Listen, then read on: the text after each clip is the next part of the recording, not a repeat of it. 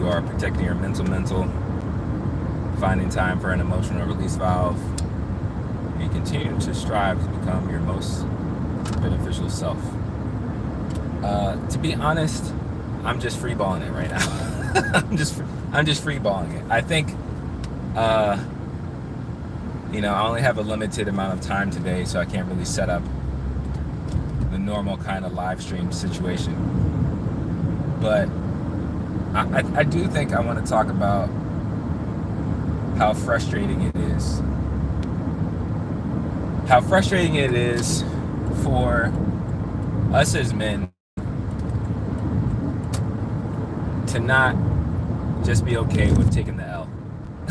Like, and what I mean by that is there's a lot of things that are bad with the world, right? And there's a lot of work that needs to be done in the world. And I guess you can call it ego, you can call it pride. I don't know. But I just don't understand why it's so difficult for us at times to just be like, okay, I was wrong. Or like, okay, I messed up. Or yeah, it's kind of my fault. It's my responsibility. Like I hear different debates online from different content creators, going on other people's channels and stuff like that. And sometimes it's just embarrassing as a man to hear other men fight so adamantly about things that are just wrong and things that are just broken and things that just aren't high quality. They're not beneficial. And you hear it over and over and over and over again. And I don't know, like whenever I hear these debates, whether it's gender war kind of stuff or whatever, I'm not necessarily looking for one person to one up another person. I'm not looking for a guy to go on, for example, since she's pretty popular. I'm not looking for a man to go on like Cynthia G's channel and be like, "Ooh, he got her." Like, no, that's stupid.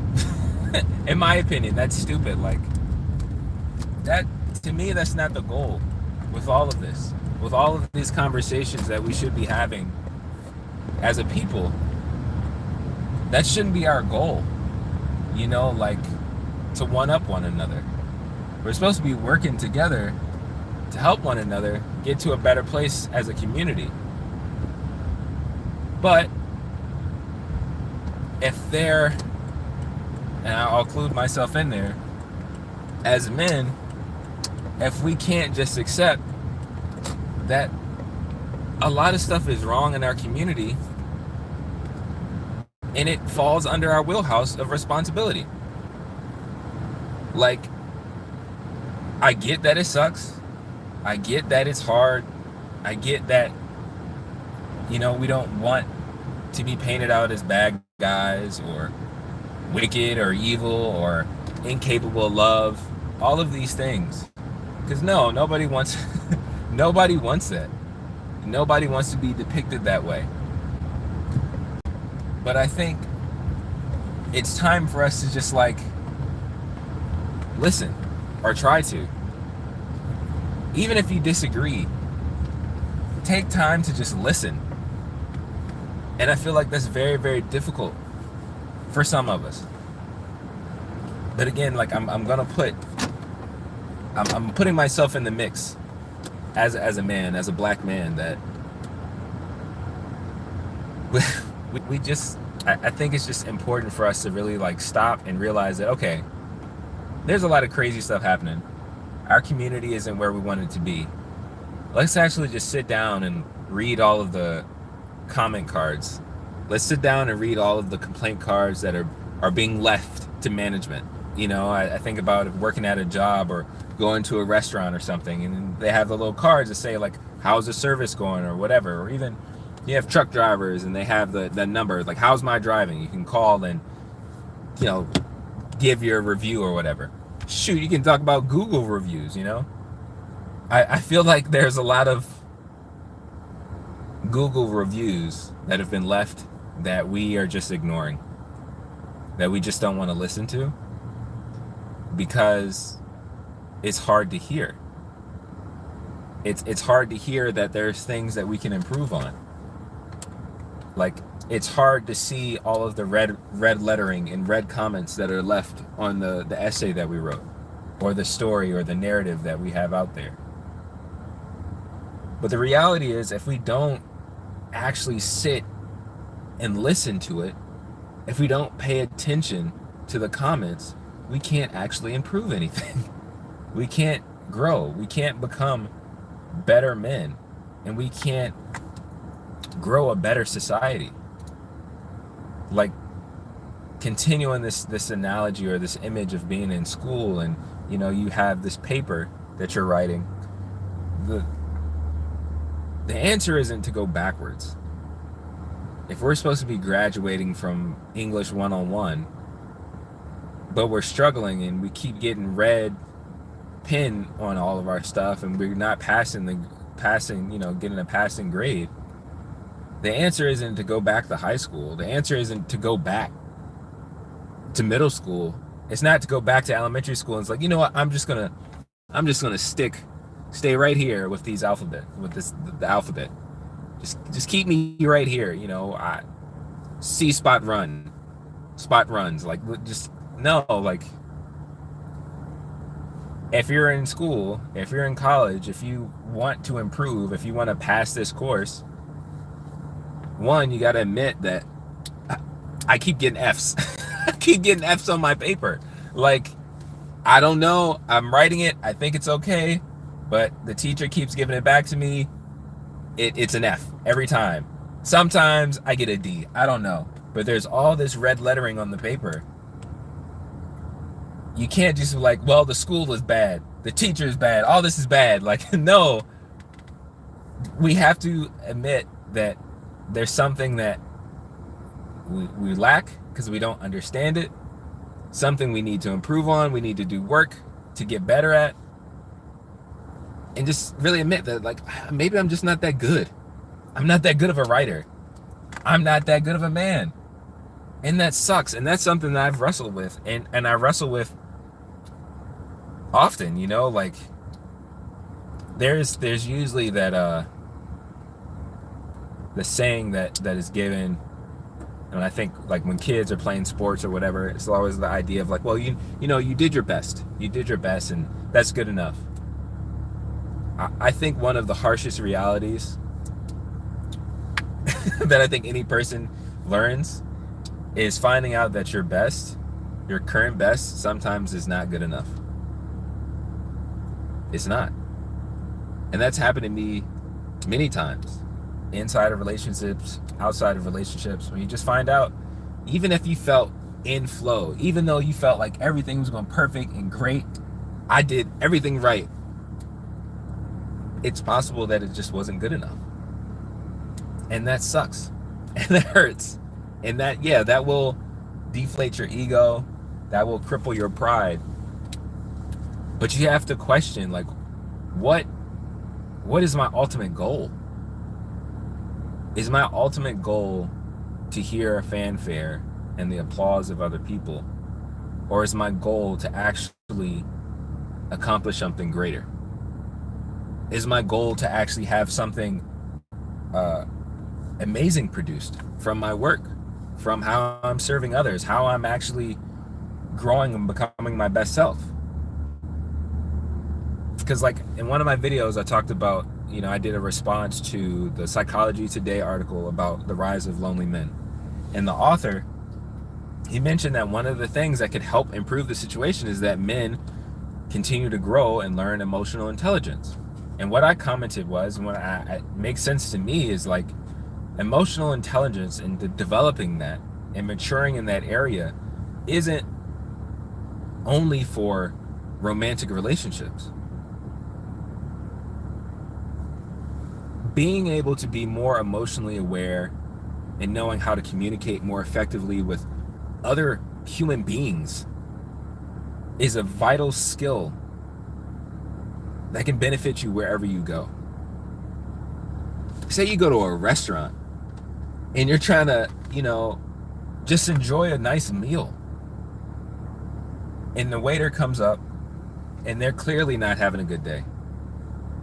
And so they're a little gruff with you, asking for your order. Are you ready to order? Well, for some people, it's just an immediate turn off. Now we're yelling, calling over the manager, trying to get some free food, and like leaving out of the restaurant and saying, I'm never going to come back here. But if you have a level of empathy and awareness, you might be like, hey, how you doing? Before we start, just want to check in. Like, are you okay? Like, we can sit somewhere else if you need a break, or, if you need a little time, if you need to go and take a moment to get ready, because ultimately I'm here. Even if you were by yourself, hey, I'm here and I'm just trying to have a nice meal or whatever, but I don't want this kind of energy is going to kind of mess it up.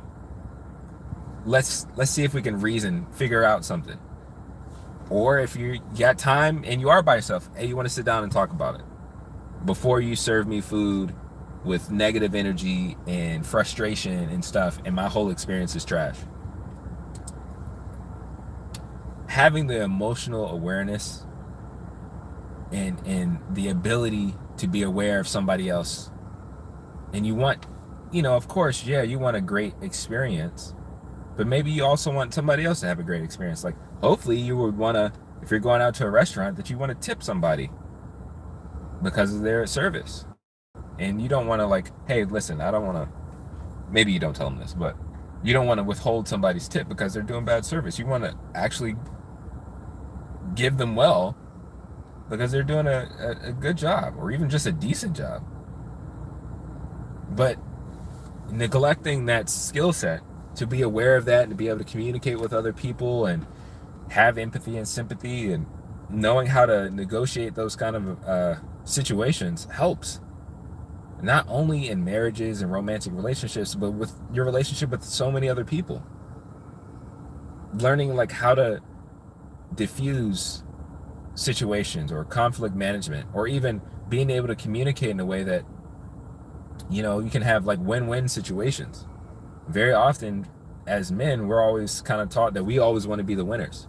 It's a win-lose kind of thing. But why can't everybody win? Why does everything always have to be a competition? I get it. We live in a society that, has that's pushed so much. But I think when we think about our community and think about our people, is that really beneficial for us? Like, maybe if we collaborated more, things would be better. Maybe if we came together and tried our best to unify with one another, maybe things would be better. Not just one person winning everything. I get that it's hard, but that doesn't mean it's not possible. You know what I'm saying? So I don't know. I'm about to end my rant. But I think it's just frustrating. Again, seeing brothers who are just holding on and fighting for, I guess, what's considered traditional, fighting for things that in the grand scheme of things may not actually be beneficial for everybody, including us as men. Like, we're holding on to ideas and beliefs and constructs and things that maybe at some point, at one point in time, people thought. Thank you, Miss Deanne. I appreciate that. I'm on the YouTube app, so I don't even know how to how to do this thing. But she says, greetings, Mr. Calpin. You are right that collaboration is the way to success. Absolutely. Absolutely. And I'm going to get back to this point, but it's crazy because that's something, as men, if we put away misogyny, if we put away our ego and stuff, that's something that we can learn from our sisters a lot. Collaboration. And the thing is, I believe there's sisters that want to collaborate with us.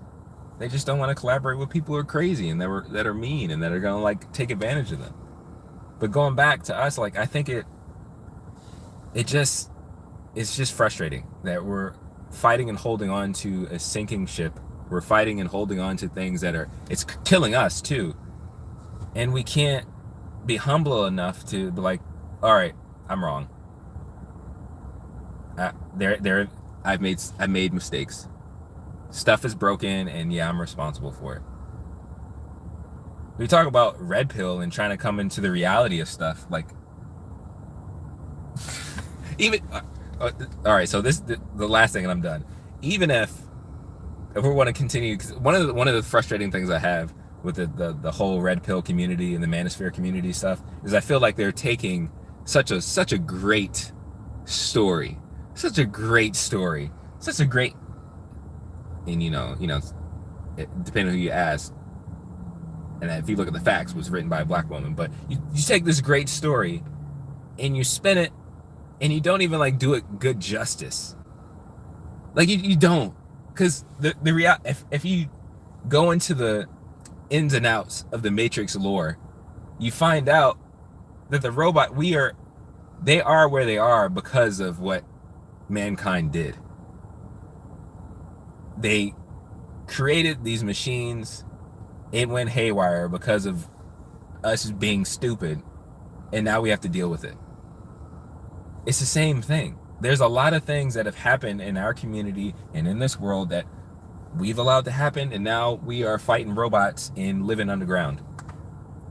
And so you have this idea of taking the red pill, and now you know everything, but you're not even taking in the full awareness that there's crap that we have done that we need to deal with, and that we need to heal from, that we need to jettison from our beliefs and jettison from our life so that we can get better, particularly as black men.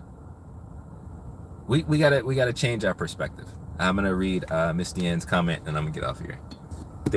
I work in collaboration with mature black men and do wonderful work. Amen. Many sisters still would do more if we felt safe and respected. No pushback. Nothing. I agree. Like, it's a special thing to be able to create the environment to collaborate with one another. And it's amazing and beautiful, the stuff that comes together when you have the right collaborative partners and environment. It's I don't know, it reminds me of nature. Like, all of the amazing, beautiful things that we see in nature all happens because everything is right. The right environment. For trees, you have to have the right soil, the right amount of water, all the right things. And I think it's important for us as men. We need to strive to be beneficial so that we can help create better environment so that our community can thrive, heal, and get to a better place. But if we're going to continue to ram our heels into the ground and let ego and pride keep us from admitting that, yes, there's work that we need to do and that we've messed up a lot of stuff, even though it hurts. It's like spraying lemons in your eyes sometimes, but it is what it is. Like, I'd rather spray lemons into my eyes and see clearly than to continue to wear rose-colored glasses and walk into a ditch. That does not help anybody. But okay, I have to go. Thank you to those who are watching. I appreciate it. Black man, I believe in you. Continue to strive to become beneficial. Protect your mental. Find time for an emotional release valve. And make sure that you make something for yourself, make something of yourself, and you make something for glory and for good. I will catch y'all later. Peace.